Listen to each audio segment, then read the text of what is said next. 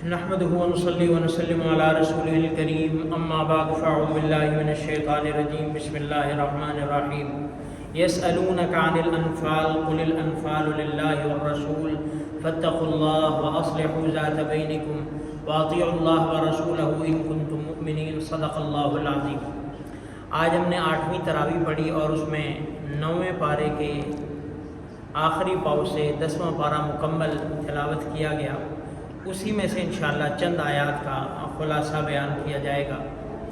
سورہ انفال ہے، انفال نفل کی جمع ہے اور اس کا معنی ہے زائد چیز، انعام، چونکہ اور مال غنیمت، اس میں مال غنیمت کا آگے چل کے تذکرہ آ رہا ہے، اس وجہ سے سورت کا نام سورہ انفال ہے۔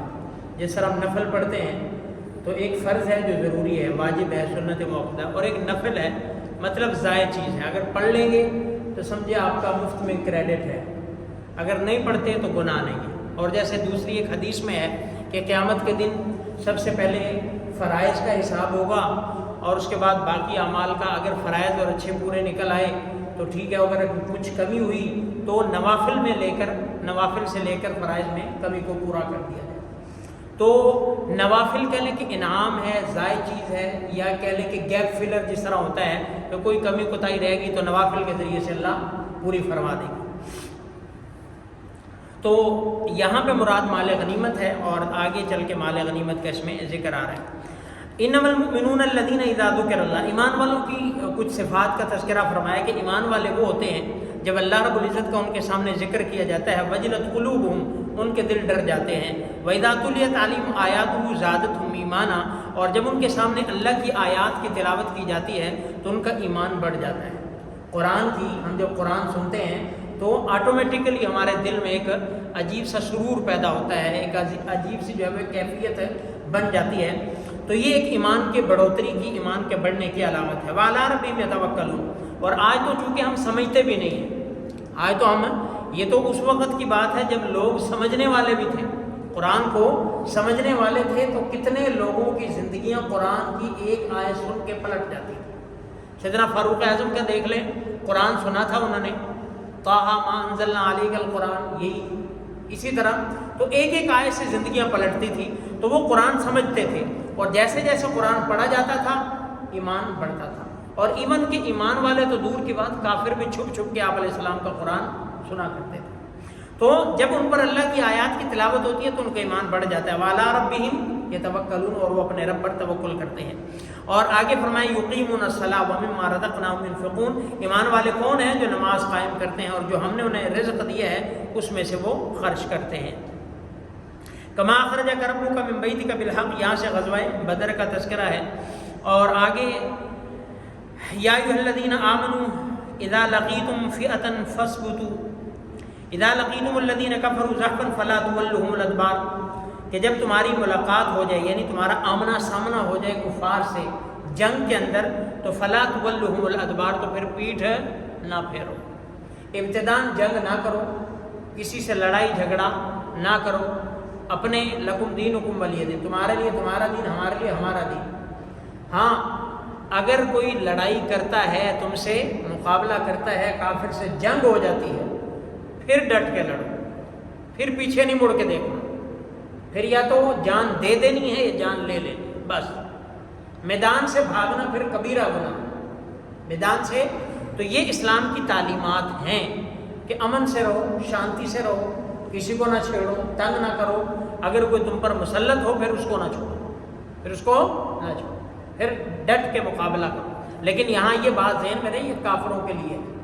ہماری جو آج کل لڑائی ہو، آپس میں ہم لڑ رہے ہیں، آپس میں کافروں کے مقابلے میں ہم بڑے نرم ہیں، بڑے کیا ہیں؟ نرم ہیں، آپس میں ہم ایک دوسرے کے لیے بڑے سخت ہیں۔ حالانکہ ہونا کیا چاہیے تھا؟ رحماء بینہم اشداء علی الکفار رحماء بینہم۔ صحابہ کی جو صفات قرآن نے ذکر کی کہ آپ علیہ السلام کے جو صحابہ ہیں آپس میں بڑے رحم دل ہیں، بڑے نرم ہیں، بڑے اثار کرتے ہیں، ایک دوسرے کے لیے جان دے دیتے ہیں، پیاسے مر جاتے ہیں دوسرے کو پانی پلانے پہ ترجیح دیتے ہیں، آپس میں ان کا یہ حال ہے۔ لیکن کافروں کے لیے بڑے سخت ہیں، کافر اپنے گھر میں بیٹھا ہوا ان سے کانپ رہا ہوتا ہے، ان سے کانپ رہا ہوتا ہے، ان کے نعروں سے کانپ رہا ہوتا ہے۔ جبلہ بن احم غسانی ایک صحابی نے نعرہ لگایا، وہ ڈر گیا، کانپ گیا۔ تو تو یہ اپنے گھروں میں کانپ رہے ہوتے ہیں، ان کی یہ حالت ہے، لیکن آپس میں بڑے رحم دل ہیں۔ تو ہمیں آپس میں رحم دل ہونا ہے، آپس میں خیر خواہ ہونا ہے، آپس میں ایثار، اور جب ہم آپس میں محبت کریں گے تو ہماری دشمنی غیروں کے لیے رہے گی، اور جب آپس میں نفرتیں اور دشمنی کریں گے تو پھر ہماری آپس میں دشمنی ہوگی، غیر سے محبت کریں گے۔ غیر سے آج یہی ہمارے ساتھ ہو رہا ہے کہ غیر ہمارے ساتھ کھلواڑ کر رہا ہے، ہمارا تماشا دیکھ رہا ہے، ہمیں لڑوا رہا ہے اور اپنی جو ہے وہ حکومت کر رہا ہے، ڈیوائڈ اینڈ رول اس کی جو پالیسی ہے۔ تو اس لیے ہمیشہ آپس میں پیار محبت سے رہیں گے تو غیر کی مثال 5 بھائی ہیں نا، 5 بھائی اگر وہ آپس میں متفق ہے نا، آپس میں ان کا اتحاد ہے، اکٹھے رہتے ہیں یا ایک ساتھ ہیں، یا پتہ ہے لوگوں کو کہ یہ اکٹھے ہیں، الگ بھی ہیں تو یہ ایک مٹھی کی طرح ہیں، تو کوئی آسانی سے ہاتھ نہیں ڈالے گا، کوئی دیکھے گا بھی نہیں، انہیں پتہ ہے۔ اور اگر 5 بھائی ہیں، کسی کو پتہ چل گیا کہ ان کی تھوڑی بہت گڑبڑ ہے، کوئی ناراضگی ہے، پھر دیکھنا لوگ کیسے آپ کا تماشا بناتے ہیں، اس کے ساتھ 4 مل جائیں گے، اس کے ساتھ 4 مل جائیں گے، اس کے ساتھ 4 مل جائیں گے، اور آپس میں پھر ان کو، تو یہی ہمارے ساتھ ہے، ہم ایک بھائی کی طرح ہیں سارے مسلمان، لیکن ہمیں کافر نے لڑوایا، وہ 4 اس کے ساتھ، 4 اس کے ساتھ، 4 اس کے ساتھ، اور بیٹھے تماشا دیکھتے۔ تو ہمیں آپس میں کیا ہے، یونائٹ رہنا ہے، اکٹھے رہنا ہے، تو پھر دیکھیں کافر پہ کیسا لرزہ طاری ہوتا ہے۔ تو یہ سارا اس میں غزوہ بدر کا ہی ذکر ہے۔ یا ایھا الذین آمنوا لا تخونوا اللہ والرسول وتخونوا اماناتکم، ایمان والو اللہ اور اس کے رسول کرتے تھے، سیٹیاں بجاتے تھے، تالیاں بجاتے تھے، اور جیسے ایک ہلڑ بازی کرتے تھے۔ تو اللہ کہتے ہیں ان کی نماز کیا ہے، یہی ہے، جیسے 24ویں پارے میں آگے آ رہا ہے کہ وقال الذین کفروا لا تسمعوا لهذا القرآن والغوا فیہ لعلکم تغلبون، کہ یہ ایمان والے قرآن پڑھیں تو ان کا قرآن نہ سنو، شور شروع کر دیں تاکہ تم غالب آئے، تمہارا شور زیادہ ہو جائے ان کا قرآن کے بعد، لیکن قرآن نے جہاں پہنچنا تھا وہ پہنچ کرنا، کوئی نہیں روک سکتا۔ پیارے پیغمبر کے سامنے کتنے بند باندھے، کتنا انہوں نے زور لگایا، لیکن جہاں اللہ نے آپ کی آواز پہنچانی تھی، ہر کچے پکے گھر تک اللہ نے پہنچا کے چھوڑا۔ تو اس لیے کسی کے دبانے سے یہ دین دبتا نہیں ہے، دین دبتا نہیں ہے۔ وَاعْلَمُوا أَنَّمَا غَنِمْتُم مِّن شَيْءٍ فَأَنَّ لِلَّهِ خُمُسَهُ، یہ اس غنیمت کا تذکرہ ہے کہ مال غنیمت جب کفار سے جنگ ہوتی ہے، لڑائی ہوتی ہے، اس میں پھر جو مال چھوڑ کر وہ دوڑتے ہیں تو وہ مال غنیمت ہوتا ہے۔ وہ مال غنیمت پھر ایک امیر، یعنی آپ علیہ السلام امیر تھے، تو وہ تقسیم کرتے ہیں 4 حصے جو لڑنے والے ہوتے ہیں ان میں، اور 5واں حصہ جو ہے وہ اللہ کا اور اس کے رسول کا ہوتا ہے۔ آپ جہاں اپنی ثواب دید سے خرچ کریں، رشتہ داروں میں، مساکین میں، یتامہ میں، وہ آپ کی مرضی ہے۔ تو اسی غنیمت کا یہاں پہ تذکرہ ہے۔ آگے فرمایا وَأَعِدُّوا لَهُم مَّا اسْتَطَعْتُم مِّن قُوَّةٍ وَمِن رِّبَاطِ الْخَيْلِ تُرْهِبُونَ بِهِ عَدُوَّ اللَّهِ وَعَدُوَّكُمْ، کہ تم اپنی طاقت بھر کفار کے لیے جتنا تمہارے اوپر استطاعت ہے تمہارے اندر، اتنی اپنی قوت، پاور جو ہے وہ جمع کر کے رکھو۔ کافر کے خلاف ہے تم اپنی طاقت جو ہے وہ جمع کر کے رکھو، کافر کے خلاف جو ہے وہ سینہ سپر رہو، تم ہر وقت تیار رہو، ہر وقت کیا ہے، تیار رہو۔ یہ ہمیں اسلام نے جو ہے کہہ لینا حقیقی طور پہ بہادری سکھائی ہے، بہادری کہ تم بہادری کی چیزیں اپنے پاس رکھو، کافر کے ساتھ مقابلہ ہو جائے تو تم اس کو جو ہے وہ ناکو چنے سے بوا دو۔ لیکن بدقسمتی سے ہمارے پاس وہ ساری چیزیں لے لی گئی ہیں، ہمیں کہہ کے نا مسلمان دہشت گرد ہے، مسلمان دہشت گرد ہے، مسلمان دہشت، یہ کہہ کے وہ ساری چیزیں ہم سے لے لی ہیں کافروں نے، خود بنا رہے، خود جو ہے وہ لوگوں کو بیچ رہا ہے، اسلحہ سارا کچھ کر رہا ہے، اپنے بچوں کو سکھا رہا ہے، ان کو ٹریننگ دے رہی۔ ہمارے بچوں کے ہاتھوں میں موبائل ہے، آرام سے ٹک ٹاک ہے، یوٹیوب، فیس بک اور دائیں بائیں یہ چیزیں دے دی ہیں، گیمیں دے دی ہیں، اور بات ختم۔ اور اپنے بچوں کو وہ اسلحے چلانا سکھا رہے ہیں، ٹریننگ دے رہے ہیں، نئی نئی چیزیں سکھا رہے ہیں، ان کو فزیکل ایکٹیویٹی پر لگایا ہوا ہے، اور ہمارے بچوں کو جو ہے وہ بدھو بنایا۔ یہ چیزیں ہماری تھیں، لیکن ہمیں کہہ کے نا ہم سے لے لی ہیں اور خود وہ کر رہے ہیں۔ تو کیا فرمایا کہ تم اپنی طاقت کو جمع رکھو، اس لیے کہا کہ جو اللہ کے راستے کے لیے گھوڑا پالتا ہے، من احتبس فرسا فی سبیل اللہ ایمانا باللہ وتصدیقا بوعدہ فإن شبعہ وريہ وروثہ وبولہ فی میزان یوم القیامہ، کہ جو اللہ کے لیے کہ اگر مجھے لڑنا پڑا، جہاد کرنا پڑا تو میں اس گھوڑے پہ کروں گا، تو اللہ کے پاک پیغمبر نے فرمایا اس کا کھانا پینا، ایون کہ اس کا پیشاب لید جو بھی ہے، قیامت کے دن وہ تمہارے نامہ اعمال میں نیکی بن کر آئیں گے، نیکی بن کر تلیں گے، لید بھی، پیشاب بھی، اس کا جو کھلایا پلایا سارا کچھ۔ تو یہ تیاری رکھنی چاہیے اپنے پاس، جو ہے وہ اسلحہ، ہتھیار، یہ چیزیں ان کو سیکھنا، کس لیے کہ اگر کفار سے مقابلہ ہو گیا تو ہم تیار۔ مثال اگر آج اعلان ہوتا ہے جی ہمارا فلاں سے مقابلہ ہے، تو ہر ایک کو بتاؤ ارے کو کیا ہے بتاؤ. اگر موجودہ جو ہماری حالات ہیں اس وقت، جو ہماری اور ہمارے بچوں کے حالات ہیں، اگر چند فائر ہو جائیں تو میرے خیال سب کے پیشاب نہیں، سب جو ہے دبک جائیں. اتنے نازک بن گئے، اتنے نازک ہے. حالانکہ اسلام کا مزاج ہے مردوں کو عورت بننے کا شوق ہے. ہمارے نوجوان دیکھ لو، ہمارے نوجوانوں کو شوق ہے کہ وہ عورت نظر آئیں، ایسا فیشل کروائیں گے، ایسی شکل بنائیں گے، ایسے بال بنائیں گے، اور بالکل ایسے ممی ڈیڈی لڑکیاں محسوس ہوں. حالانکہ اسلام نے تو کیا کہا ہے؟ جڑے بن کے، بہادر بن کے، سینہ چوڑا کر کے. مرد مرد ہے، عورت عورت ہے. عورت ہے، اللہ نے ایک اس کی فزیک بنائی ہے، اس کا ایک جو ہے وہ ایک روب رکھا ہے. لیکن ہمارے الٹے ہی مزاج. لڑکے آپ دیکھ لیں، جوان لڑکے یونیورسٹیوں میں جا کے دیکھ لیں، لڑکیوں کے ساتھ لڑکی بنے ہوئے، لڑکیوں کے ساتھ لڑکیاں بنے ہوئے. تو لڑکا اور مرد جو ہے اللہ نے اس کو طاقت والا، روب والا بنایا. یہ داڑھی اسی لیے دی ہے، یہ مونچھیں اسی لیے دی ہے کہ روب دار نظر آئے. روب دار دیکھنے والے کی دفعہ دیکھے تو کام جائے. تو خیر، تو کفار کے خلاف جو ہے وہ اپنی طاقت کو جمع رکھنا، یہ جو ہے وہ مسلمانوں کا طریقہ تھا کسی دور میں. اور یہی وجہ ہے کہ ان کا دبدبہ بھی تھا. دبدبہ آج ہم سے کوئی جو وہ ہم سے تو جو ہے ہمارا کتا بھی نہیں ڈرتا. وجہ کیا ہے؟ یہی ہے کہ ہم نے خود اپنے آپ کو، ہم نے اپنے نشیمن کو خود جو ہے وہ آگ لگائی ہے. آگے سورہ توبہ ہے. سورہ توبہ چونکہ اس میں 3 صحابہ کا غزوہ تبوک میں جو جانے سے رہ گئے تھے ان کی توبہ کا ذکر ہے، اس لیے سورت کا نام سورہ توبہ ہے. انما یعمر مساجد اللہ من آمن باللہ، کہ اللہ کے گھر کو وہی آباد کرتا ہے جو اللہ پر اور آخرت کے دن پر ایمان رکھتا ہے. مسجد میں کون نماز پڑھنے آئے گا؟ کوئی کافر آئے گا، یہودی آئے گا، نصرانی آئے گا؟ کون آئے گا؟ ہندو آئے گا، بدھ مت آئے گا؟ کون آئے گا؟ مسلمان ہی آئے گا. اس نے ہی آباد کرنی ہے. اب اس کی مرضی ہے، کرے نہ کرے. اللہ کے پاک پیغمبر نے فرمایا جس کو مسجد میں آتا دیکھو اس کے ایماندار ہونے کی گواہی دے کہ یہ بندہ ایمان والا ہے. اور قیامت کے دن فرمایا کہ 7 آدمی عرش کے سائے تلے ہوں گے، ان میں سے ایک وہ بندہ بھی ہوگا ورجل قلبہ معلق بالمساجد، کہ وہ بندہ جس کا دل مسجد کے ساتھ اٹکا ہوا ہے قیامت کے دن اللہ کے عرش کے سائے تلے ہوگا. اور ایک روایت میں فرمایا المسجد بیت کل تقی، کہ مسجد ہر نیک بندے کا گھر ہے. المسجد مجالس الانبیاء، مسجد انبیاء کے بیٹھنے کی جگہ ہے. پیارے پیغمبر صلی اللہ علیہ وسلم فجر کی نماز پڑھا کر تشریف رکھتے تھے. لوگوں کی مجلس ہوتی تھی، بیٹھتے تھے، کوئی گپ شپ ہوتی تھی، خواب سناتے تھے، اپنے بیتے واقعات سناتے تھے. میرے ساتھ یہ معاملہ پیش آیا، میں نے یہ خواب دیکھا، فلاں خواب دیکھا. آپ تعبیر بتاتے تھے، ان کے معاملات حل کرتے تھے، باقی معاملات وہاں سے لشکر روانہ کرتے تھے. تو یہ مجالس انبیاء ہیں، یہ مجالس انبیاء ہیں. اور جو مسجد من الف المسجد الفہ اللہ، جو مسجد سے محبت کرتا ہے اللہ اس سے محبت کرتا ہے. اور یہ فرشتوں کے رہنے کی جگہ ہے. اللہ کے فرشتے، قرآن کی مجلس جس میں آپ بیٹھے ہیں، یہ تو اللہ نے ہمارا جس طرح ایمان بالغیب ہے نا، اللہ نے یہ اوجھل رکھا ہوا آنکھوں سے. اگر اللہ دکھا دے تو ہمارا ایمان ہے. اس وقت آپ اس مجلس کو فرشتوں نے گھیرا ہو، فرشتوں نے گھیرا ہو. تو مسجدیں جو ہے وہ ایمان والے ہی آباد کرتے ہیں جو اللہ سے اور آخرت کے دن سے ڈرتے ہیں. غزوہ حنین کا تذکرہ ہے.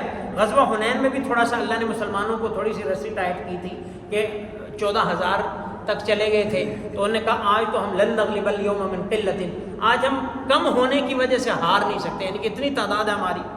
حالانکہ بدر میں اللہ نے دکھایا کہ تم 313 تھے اور ان 1000 کے مقابلے میں، اور یہ نہتے تھے، وہ بڑے جو وہ اونٹ بھی تھے، گھوڑے بھی تھے، تلواریں بھی تھیں، زرے بھی تھے، اور ان کے پاس تو گنے چنی تھی. لیکن اللہ نے دکھایا کہ میں نے تمہیں ادھر فرشتے اتار کے تمہیں فتح دے دی. تو آج تمہارے ذہن میں یہ کیسے آ گیا کہ ہم اتنے 1000 ہیں تو آج ہم ہار نہیں سکتے؟ اللہ نے پھر تھوڑا سا جھٹکا دیا اور ابتداً تھوڑی سی شکست کی طرف بات گئی، پھر اللہ نے فتح عطا فرمائی اور سب سے زیادہ غنیمت ملا. تو مطلب کہنے کا ہے، اللہ کہتے ہیں مجھے یاد ہے، کم من فئۃ قلیلۃ غلبت فئۃ کثیرۃ باذن اللہ. بساؤ کا چھوٹی چھوٹی جماعتیں بڑی بڑی جماعتوں پر اللہ کے امر سے غالب ہیں. تو اس لیے کثرت اور قلت نہیں، اللہ کا امر آ جائے تو پھر اللہ ایک کو بھی کہیں پہ بھاری کر دیتا. تو یہ غزوہ حنین کا تذکرہ ہے.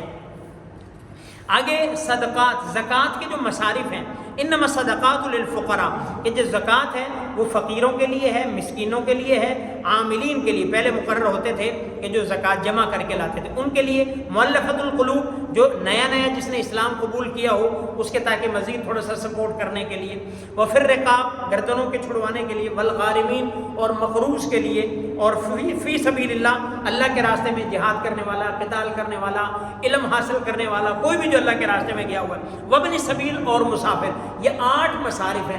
آپ نے زکوٰۃ جو دینی ہے مستحق کو دینی ہے، اگر بغیر کسی مستحق کو دے دی زکوٰۃ ادا نہیں ہوگی. تو یہ 8 مصارف ہیں.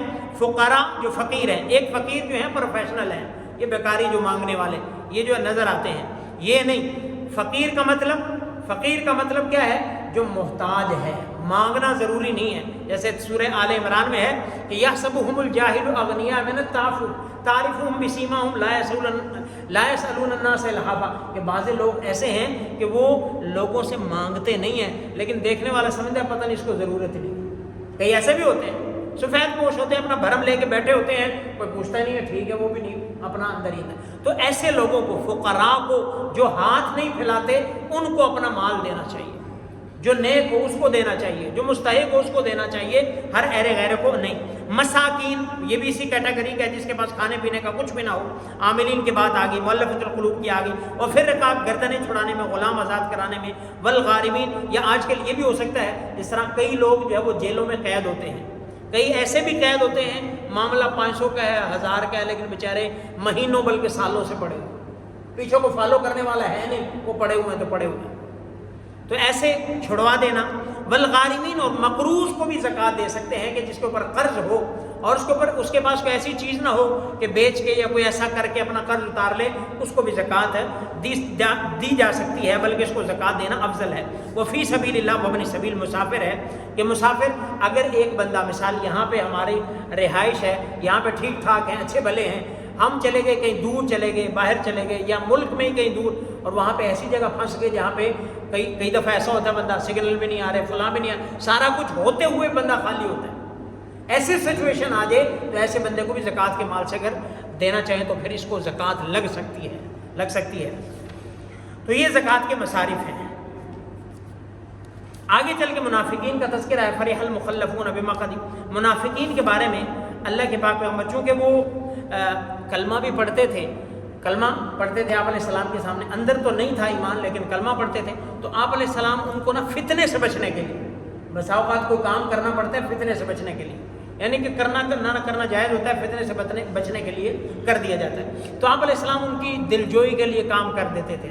تو اسی طرح عبداللہ بن ابی منافق تھا، اس کا والد فوت ہو گیا، تو عبداللہ بن ابی فوت ہو گیا، اس کا بیٹا صحابی تھا، عبداللہ ہی تھا وہ بھی. تو عبداللہ بن ابی اس نے کہا کہ میرے والد کا جنازہ پڑھا دیں. اب وہ صحابی تھا، باپ منافق تھا، تو آپ علیہ السلام نے کہا ٹھیک ہے میں پڑھا دیتا ہوں. اب پڑھانے لگے تو حضرت عمر نے روکا، یا رسول اللہ نہیں، منافق ہے، پتہ ہے ساری زندگی اس نے آپ کو ستایا ہے، اس کا نفاق کھلا ہے. تو آپ علیہ السلام تو آپ کو قرآن نے کیا کہا، حریص علیکم، آپ ایک بندے پر، اپنے امتی پر حریص تھے کہ کس طرح یہ جہنم سے جنت میں آ جائے. آپ کو اللہ نے حریص کہا ہے. ایک میں اور آپ حریص ہوتے ہیں مال و دولت و عہدے کے، ایک امت کی ہدایت کے حریص، یہ پیارے پیغمبر کا لفظ. تو آپ حریص تھے کہ چلو میری جنازہ پڑھانے سے اگر بخشش ہوتی ہے تو میں اس کا پڑھاتا ہوں. آپ نے جنازہ، حضرت عمر روکتے رہے لیکن آپ نے پڑھا دیا. اللہ نے آیت اتار دی، ولا تصلی علی احد منهم مات ابدا ولا تقم علی قبری انهم كفروا بالله ورسوله، کہ آپ نے نہ ان کی نماز جنازہ پڑھانی ہے، نہ ان کی قبر پہ کھڑے ہونا ہے، انہوں نے اللہ اور اس کے رسول کا کفر کیا، اللہ اور اس کے رسول کا. پھر آپ علیہ السلام نے، ظاہر سی بات ہے جب اللہ کا حکم آ جائے پیارے پیغمبر، وہ ایک الگ چیز تھی، یہ کیا ہے، پھر آپ نے رک گئے اور پھر آئندہ نہیں کسی اس کا وہ کیا.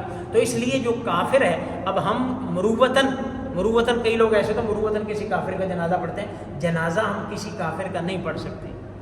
کوئی بھی ایسا، جیسا مثال کے طور پر مرزائی ہے یا اسی طرح سے جو وہ شیعہ ہے، کالا کلوٹا ہے، اب ان کے ہم جنازے نہیں پڑھیں گے. اگر ویسے ہی کئی دفعہ ظاہر بات ہے ہم اکٹھے رہتے ہیں، کوئی کسی سے کوئی مالی معاملات ہیں، کاروباری معاملات ہیں، یا کوئی ایسا لینا دینا ہے، اسے اس کا کوئی فوت ہو جاتا ہے، تعزیت کر سکتے ہیں، ہمدردی کے بول سکتے ہیں، بیمار ہو جائے تعزیت کر، جہاں تک شریعت نے ہمیں اجازت دی ہے وہ کر سکتے ہیں، لیکن جنازہ نہیں ہم پڑھ سکتے، جنازہ ہم نہیں پڑھ سکتے. تو مروت کو مروت تک رکھنا چاہیے، دین کو دین تک. آپ علیہ السلام سے زیادہ مروت والا کوئی نہیں تھا، آپ علیہ السلام سے زیادہ خیر خواہ کوئی نہیں تھا. تو اس لیے جب کبھی ایسا موقع آ جائے تو تعزیت ہم کر سکتے ہیں، کافر کی بھی، یہودی کی بھی، عیسائی کی بھی، کسی کی بھی. آپ علیہ السلام نے یہودی لڑکے کی تعزیت کی، بیمار ہو گیا، آپ علیہ السلام کی خدمت میں آ جاتا تھا، کبھی کبھی بیمار ہو گیا، پتہ چلا آپ علیہ السلام تعزیت کے لیے تشریف لے گئے، تعزیت کے لیے اس کے سرانے بیٹھ گئے اور اس کے حال احوال پوچھا، اور پھر آپ علیہ السلام نے اس کو ایمان پیش کیا کہ کلمہ پڑھ لے. تو اس نے اپنے والد کی طرف دیکھا تو والد نے بھی اشارہ کر دیا اطع ابا القاسم، کہ ابو القاسم یعنی آپ علیہ السلام کی بات مان لیں. اس نے کلمہ پڑھ لیا، اس نے کلمہ پڑھ لیا. آپ علیہ السلام اتنے خوش ہوئے، فرمایا الحمدللہ الذی انقذہ من النار، تمام تعریف اس اللہ کے لیے جس نے اس کو جہنم سے بچا لیا. تو جہاں تک ہمیں شریعت اجازت دیتی ہے اس اجازت کو ہم ٹھیک ہے، اور جہاں روکتی ہے وہاں سے رک جائیں. اللہ ہم سب کو عمل کی توفیق